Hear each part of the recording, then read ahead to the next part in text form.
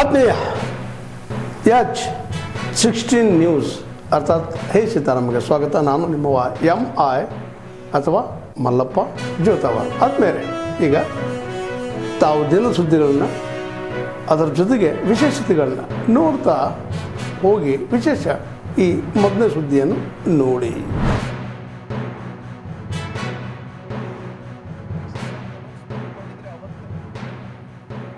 ಸಾವಿರಾರು ಎಕರೆ ಜಮೀನನ್ನ ಕಬ್ಜಾ ಮಾಡ್ತಕ್ಕಂಥ ನೋಟಿಫಿಕೇಶನ್ ಯಾಕೆ ಕೊಡಿಸ್ತೀವಿ? ಯಾಕೆ ಈ ಥರದ ಡಬಲ್ ಸ್ಟ್ಯಾಂಡರ್ಡ್ ದ್ವಿಮುಖ ನೀತಿ? ಇದನ್ನು ನಾವು ಪ್ರಶ್ನೆ ಮಾಡ್ತೇವೆ. ಮತ್ತು ಅದು ಸಂಪೂರ್ಣವಾಗಿ ಫಲವತ್ತಾದ ಭೂಮಿ, ತೆಂಗು, ಅಡಿಕೆ ಮತ್ತು ತೋಟಗಾರಿಕೆ ಬೆಳೆ, ವಾಣಿಜ್ಯ ಬೆಳೆ ಸಮೃದ್ಧವಾಗಿ ಬೆಳೆತಕ್ಕಂಥ ಒಂದು ಫಲವತ್ತಾದ ಭೂಮಿ. ಅರ್ಧ ಎಕರೆ ಇರ್ತಕ್ಕಂಥ ರೈತರ ಜಮೀನನ್ನು ಕೂಡ ನೀವು ವಶಪಡಿಸ್ಕೊಳ್ತಾ ಇದ್ದೀರ. ನಿನ್ನೆ ನಮ್ಮ ಹೋರಾಟದಲ್ಲಿ ರೈತರು ಬಂದು ಮಾತಾಡಿದ್ದನ್ನು ತಾವೇ ನೋಡಿದ್ದೀರಿ. ಈ ಹಿನ್ನೆಲೆಯಲ್ಲಿ ಈ ಯೋಜನೆಯನ್ನು ಕೂಡಲೇ ಕೈ ಬಿಡಬೇಕು. ಸರ್ಕಾರಿ ಭೂಮಿಯನ್ನು ತೆಗೆದುಕೊಂಡು ನೀವು ಮಾಡಿ, ಯಾವುದೇ ತಕರಾರಿಲ್ಲ ಟೌನ್ಶಿಪ್ ಮಾಡೋದ್ರ ಬಗ್ಗೆ. ನೀವು ಸರ್ಕಾರದ ಭೂಮಿಯಲ್ಲಿ ಮಾಡಿ, ಆದರೆ ರೈತರ ಭೂಮಿಯನ್ನ, ಉಳುವ ಭೂಮಿಯನ್ನ, ಬೆಳೆಯುವ ಭೂಮಿಯನ್ನ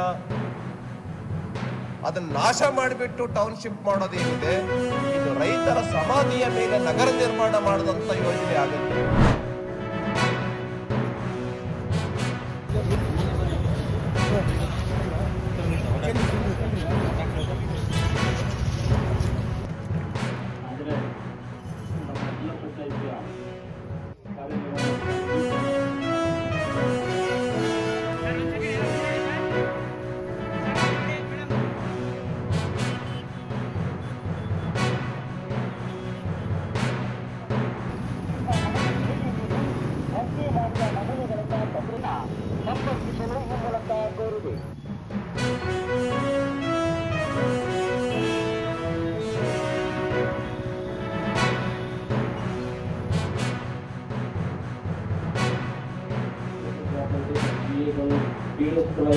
BLO ಕಂಪ್ನಿ ಅಂತ ಗೊತ್ತಿರುತ್ತೆ, AR ಟೆಸ್ಟ್ ಅಂತ ಗೊತ್ತಿರುತ್ತೆ.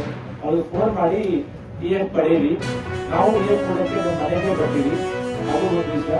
ಎರಡನೇದು, ನಾವು ಫೋನ್ ಕಲೆಕ್ಟ್ ಮಾಡ್ಕೊಂಡು ಡಿಸ್ಕೌಂಟ್ ಮಾಡ್ತಾ ಇದೀವಿ. ಇಲ್ಲಿವರೆಗೆ ಇವತ್ತು ಟ್ರೇಡಿಂಗ್ ಮಾಹಿತಿ ಪ್ರಕಾರ 6.75 ಒಂದು ಪ್ರೋಗ್ರೆಸ್ ನಮ್ಮ ಜಿಲ್ಲೆಗೆ ಆಗಿರೋದು. ಚೆನ್ನಾಗಿ ಪ್ರೋಗ್ರೆಸ್ ಇದೆ. ಆದ್ರೆ ಈ ಮುಂದೆ 20-30% ಪರ್ಫಾರ್ಮ್ ಮಾಡಬೇಕು. ಅಲ್ಲಿ ಸ್ವಲ್ಪ ನಾವೆಲ್ಲ ಒಂದು ಕೆಲಸ ಮಾಡ್ತಾ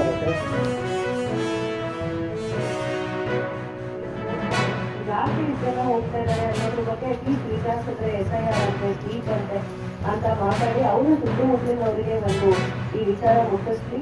ಪ್ರತಿಯೊಬ್ಬ ಮತದಾರರ ಹಕ್ಕು ಉಳ್ಕೊಳ್ಳಿ. ಯಾರ್ಯಾರು ಎಲಿಜಿಬಲ್ ವೋಟರ್ಸ್ ಇದ್ದಾರೆ ಅವರು ಅವರ ಒಂದು ಮತದಾರರ ಹಕ್ಕು ರಕ್ಷಿಸಿಕೊಡ್ಲಿ ಅಂತ ಒಂದು ಅಭಿಯಾನ ಮಾಡಿದ್ವಿ. ಯಾವುದೇ ಒಬ್ಬ ವ್ಯಕ್ತಿ ಕೂಡ ಮತದಾನದ ಹಕ್ಕನ್ನು ವಂಚಿತರಾಗಬಾರದು. ಸೊ ಹಾಗಾಗಿ ಗ್ರಾಸ್ ರೂಟ್ ಲೆವೆಲ್ ಅಲ್ಲಿ, ವಿಶೇಷವಾಗಿ ಹಳ್ಳಿಗಾಡಿನಲ್ಲಿ ಇರ್ತಕ್ಕಂತಹ ನಿಮ್ಮ ಮನೆಗಳ ಹತ್ರನೇ ನಮ್ಮ BLOಗಳೆಲ್ಲ ಬರ್ತಾರೆ. ಹಳ್ಳಿಗಾಡಿಗಳಲ್ಲಿ ಇರ್ತಕ್ಕಂತಹ ಜನರಿಗೆ ಇದರ ಒಂದು ಮಾಹಿತಿ ಸಿಗಲಿ ಅನ್ನೋ ಉದ್ದೇಶಕ್ಕಾಗಿ ಮಾಧ್ಯಮ ಮಿತ್ರರ ಮುಖಾಂತರವಾಗಿ ಈ ಅಭಿಯೋಜನೆಯನ್ನು ಆಯೋಜನೆ ಮಾಡಿದ್ದೀವಿ.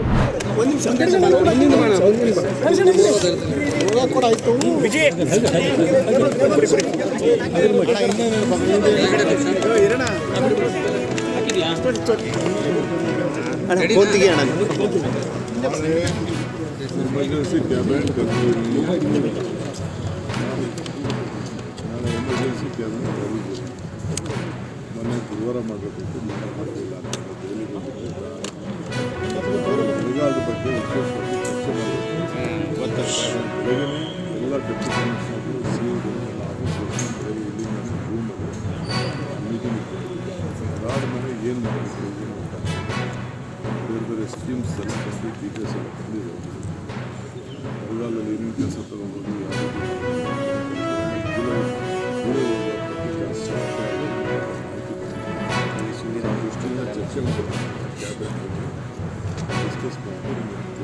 ಸರ್ ನೀವು ಪತ್ರ ಬರೆದಿದ್ದೀರಿ ಕೇಂದ್ರ ಸರ್ಕಾರಕ್ಕೆ, ಏನಾದ್ರು ರಿಯಾಕ್ಷನ್ ಬಂದಿದೆ? ಏನು ಇಲ್ಲ, ಅವರು ಏಕದಮ್ ಮೊಬೈಲ್ ತಕ್ಷಣ ಕಳಿಸಲ್ಲ, ನನಗೆ ಅರಿವಿದೆ. ಬಟ್ ವಿತ್ ಫ್ಯಾಕ್ಟ್ಸ್ ಇನ್ನೂ ಒಂದಷ್ಟು ಡೀಟೇಲ್ಸ್ ಕಳಿಸ್ಬೇಕು. ನಮ್ಮದೆಲ್ಲ ಕಂಪ್ಲೀಟ್ ಪಿಕ್ಚರ್ ಬಂದಿದೆ.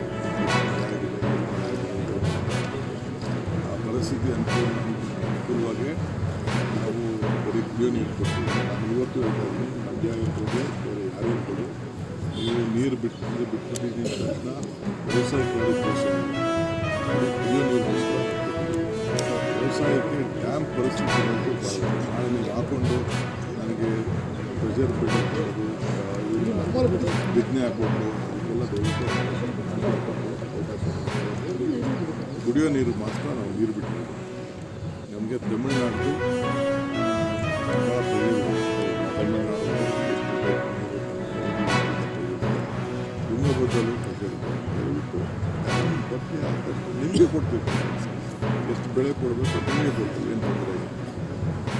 ಸರ್, ನಾಳೆ ಅಧಿಕಾರಿಗಳಿಗೆ ಏನೆಲ್ಲ ಸೂಚನೆ ಕೊಡ್ತೀರಾ ಅಂತ sir? Parliament session for discussion sir regarding the Kaveri water issue sir. Great duty, I don't want to comment on that. In the meantime, lot of issues are there. They demand, no problem. We will also demand. We will also go to Parliament. I will also tell my Parliament. Place before the fact, what is the fact? I don't want any mistake. It is our right. Whatever the Kaveri issue, it is our right. We have got a Supreme Court also accepted. He is only left to the Central Water Commission. So we are on the job. The Mekedatu project is benefiting Tamil Nadu, not Kerala. Sir, ಪಾದಯಾತ್ರೆ But I will make it very clear. Sir, ಪಾದಯಾತ್ರೆ ಮಾಡ್ತಾ ಇದ್ದಾರೆ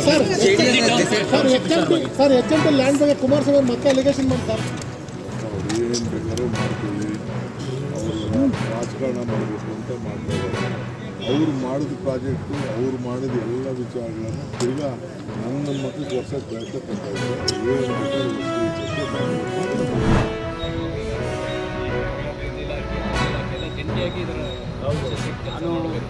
ನಾವು ಅದನ್ನು fast forward ಮಾಡಿದ್ದೀವಿ.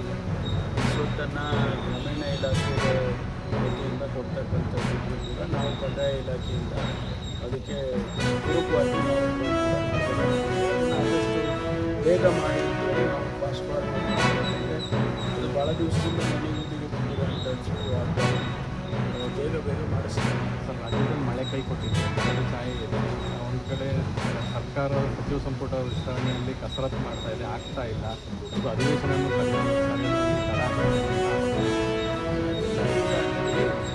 ಒಂದು ಕಡೆ expansion ಆಗಲಿಲ್ಲ ಅಂದರೆ ಏನು ರೀ, ಬರೀ 15 ಜನ ಮಂತ್ರಿ ಫೋನ್ ಮಾಡ್ತೀರಾ ಅಂತ ನೀವೇ ಹೇಳ್ತೀರಿ. ಇನ್ನೊಂದು ಕಡೆ ಈಗ ಎಕ್ಸ್ಪೆನ್ಷನ್ ಮಾಡ್ತೀರಿ ಅಂದರೆ ಬರ ಇದೆ, ನೀವು ಎಕ್ಸ್ಪೆನ್ಷನ್ ಮಾಡ್ತೀರಿ. ನಮಗೆ ಜವಾಬ್ದಾರಿ ಇದೆ, ಜನ ಜವಾಬ್ದಾರಿ ಕೊಟ್ಟಿದ್ದಾರೆ. ಜವಾಬ್ದಾರಿ ಸರ್ಕಾರವಾಗಿ ರಾಜ್ಯದ ಕಷ್ಟ ಸುಖಗಳಿಗೆ ಏನು ಮಾಡಬೇಕು ಅದನ್ನು ಮಾಡ್ತೀವಿ. ಇವತ್ತು ಬರದ ಪರಿಸ್ಥಿತಿಯಲ್ಲಿ ಈಗಾಗಲೇ ಮುಖ್ಯಮಂತ್ರಿಗಳು, ನಾನು ಬೆಳಗಾಂ ಡಿವಿಷನ್ನಲ್ಲಿ 7 ಜಿಲ್ಲೆ ಮತ್ತು ಕಲಬುರಗಿ ಡಿವಿಷನ್ನಲ್ಲಿ 8 ಜಿಲ್ಲೆ, ತುಮಕೂರು, ಚಿತ್ರದುರ್ಗ ಇವೆಲ್ಲ ರಿವ್ಯೂ ಮಾಡ್ಕೊಂಡು ಬಂದಿದ್ದೇನೆ. ತಾನೇ ನಾನು ತುಮಕೂರು ರಿವ್ಯೂ ಮಾಡ್ತೀನಿ. ನಮಗೆ ಆತಂಕ ಇದೆ, ಸರ್ಕಾರಕ್ಕೆ ಜವಾಬ್ದಾರಿ ಇದೆ. ಮುಂದೆ ಏನು ಮಾಡಬೇಕು ಅಂತೇಳಿ ನಾವು ಈಗ ಚರ್ಚೆ ಮಾಡ್ತಾಯಿದ್ವಿ. ನಾಳೆ ಮುಖ್ಯಮಂತ್ರಿಗಳು, ನಾನು ವಿಡಿಯೋ ಕಾನ್ಫರೆನ್ಸ್ಗೆ ಎಲ್ಲ ಡೆಪ್ಯೂಟಿ ಕಮಿಷನರ್ಗೆ ಕರೆದಿದ್ದೇವೆ. ವಿಡಿಯೋ ಕಾನ್ಫರೆನ್ಸ್ನಲ್ಲಿ ಮಾತಾಡ್ತಾಯಿದ್ದೀವಿ. ನಮಗೆ ಸರ್ಕಾರದಿಂದ ಏನು ಸೂಚನೆ ಮಾಡಬೇಕು ಮಾಡ್ತೀವಿ. ಈಗಾಗಲೇ ಪ್ರತಿಯೊಂದು ಜಿಲ್ಲಾಧಿಕಾರಿಗಳಿಗೆ 5 ಕೋಟಿ ರೂಪಾಯಿ ಕುಡಿಯೋ ನೀರಿಗೆ ಕೊಟ್ಟಿದ್ದೀವಿ. ಸುಮಾರು 329 ಕೋಟಿ ಈಗಾಗಲೇ ಅವರಲ್ಲಿ ಇದೆ. ಅದ್ರ ಜೊತೆಯಲ್ಲಿ ಪ್ರತಿ DC ಹತ್ರ PD ಅಕೌಂಟಲ್ಲಿ 600-700 ಕೋಟಿ ರೂಪಾಯಿ ಹಣ ಇಟ್ಟಿದ್ದೀವಿ. ಅದು ಯಾವ ಇಂಥ ಸಂದರ್ಭದಲ್ಲಿ ಉಪಯೋಗ ಮಾಡಿಕೊಳ್ಳಿ ಅಂತ ತಿಳಿಸಿದ್ದೀವಿ. ನಾವು ಭಾಳ ಜವಾಬ್ದಾರಿಯಿಂದ ಇದನ್ನು ನಿಭಾಯಿಸುವಂಥ ಪ್ರಯತ್ನ. ಪಕ್ಷಗಳು ಅಷ್ಟೇ ಆಗಿದೆ, ನೀವೇನು ಮಾಡ್ತೀರಿ ಅನ್ನೋ ನಾವು ಮಾಡ್ತಾ ಇರೋದನ್ನೇ ಹೇಳ್ತಾ ಇದ್ದೀನಿ. ಈಗ ಕುಡಿಯೋ ನೀರಿಗೆ ಯಾವುದೇ ತೊಂದರೆ ಆಗಬಾರ್ದು ಅಂತ ಅವ್ರಿಗೆ ಹಣ ಕೊಟ್ಟಿದ್ದೇವೆ. ಅದನ್ನು ಮಾನಿಟ್ರ್ ಮಾಡ್ತಾರೆ, ಡೆಪ್ಯೂಟಿ ಕಮಿಷನರು ಮಾನಿಟ್ರ್ ಮಾಡ್ತಾರೆ, CEO ನೀವೇನು ಮಾಡ್ತೀರಿ ಅಂತ. ಈಗ ನಾನು ಪತ್ರ ಬರೆದಿದ್ದೀನಿ, ಕೇಂದ್ರ ಸರ್ಕಾರದಿಂದ ಅವರು ಹಣ ಕೊಡಿಸ್ಬೇಕು. ಆ ನಿಯಮಗಳನ್ನು ಬರ ಪರಿಸ್ಥಿತಿಯಲ್ಲಿ ಬರ ಪೀಡಿತ ಪ್ರದೇಶ ಅಂತ ಘೋಷಣೆ ಮಾಡೋದಕ್ಕೆ ಕೆಲವು ನಿಯಮಗಳನ್ನು ಕೇಂದ್ರ ಸರ್ಕಾರ ಮಾಡಿದೆ. ಅದನ್ನು ರಿಲ್ಯಾಕ್ಸ್ ಮಾಡಿ ಅಂತೇಳಿ ನಾನು ಪತ್ರ ಬರೆದಿದ್ದೆ. ಇಡೀ ದೇಶದಲ್ಲಿ ಇವತ್ತು, ಬರೀ ಕರ್ನಾಟಕದಲ್ಲ, ಇಡೀ ದೇಶದಲ್ಲಿ ಬರ ಇದೆ. ಅದಕ್ಕೆ ಒಂದು ನ್ಯಾಷನಲ್ ಡಿಸಾಸ್ಟರ್ ಅಂತ ಡಿಕ್ಲೇರ್ ಮಾಡಿ ಅಂತೇಳಿ ಪತ್ರ ಬರೆದಿದ್ದೀನಿ ಪ್ರಧಾನಮಂತ್ರಿಗಳಿಗೆ, ಗೃಹ ಸಚಿವರಿಗೆ, ಕೃಷಿ ಸಚಿವರಿಗೆ. ಇದೆಲ್ಲ ನಾವೇನು ಸುಮ್ಮನೆ ಕೂತ್ಕೊಂಡು ಕಾಲ ಕಳೀತಾ ಇದ್ದೀವಿ, ಕೂಡ ಜವಾಬ್ದಾರಿಯಿಂದ ಕೆಲಸ ಮಾಡ್ತೀವಿ. ತಾವೆಲ್ಲ ಇಲ್ಲಿವರೆಗೆ ಸುದ್ದಿಗಳನ್ನು ನೋಡಿದಿರಿ, ಜೊತೆಗೆ ವಿಶೇಷ ಘಟನೆಗಳನ್ನು ಸಹ ನೋಡಿದಿರಿ. ಅದು ನಿಮ್ಗೇನು ಅನ್ನಿಸ್ತು?